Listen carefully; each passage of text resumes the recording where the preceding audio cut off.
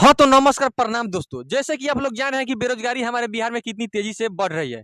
तो आइए इसी बेरोजगारी पे गांव के लोगों से कुछ बातचीत करते हैं। आइए। ओ काका, आपको तो पता ही है कि बेरोजगारी हमारे बिहार में कितनी तेजी से बढ़ रही है। तो आप इस बेरोजगारी पे कुछ बोलना चाहते हैं? बोलना तो चाहते हैं मगर बोलेंगे नहीं। नहीं बोलिएगा, क्या है कैमरा में बोलने से आपको डर लगता है? कैमरे में बोलने से डर थोड़ी लगता है। कहिएगा तो कैमरा में खोल कर दिखा देंगे, देखिएगा। हाँ तो नमस्कार प्रणाम दोस्तों। जैसे कि आप देख रहे हैं हमारे साथ एक व्यक्ति जुड़ चुके हैं। तो इनका एक समस्या है। तो आइए इनको समस्या को हम इंटरव्यू के जरिए जानते हैं। हाँ तो भाई साहब, हमको पता चला है कि आप थोड़ा उस टाइप का इंसान है, बताइए। किस टाइप का रिपोर्टर? अरे वो वाला टाइप। किस टाइप का? अरे ये वाला टाइप। अरे ये तो हम हाइए हैं, बाकी कैमरा लगा हुआ है, सबके सामने नहीं बता सकते हैं।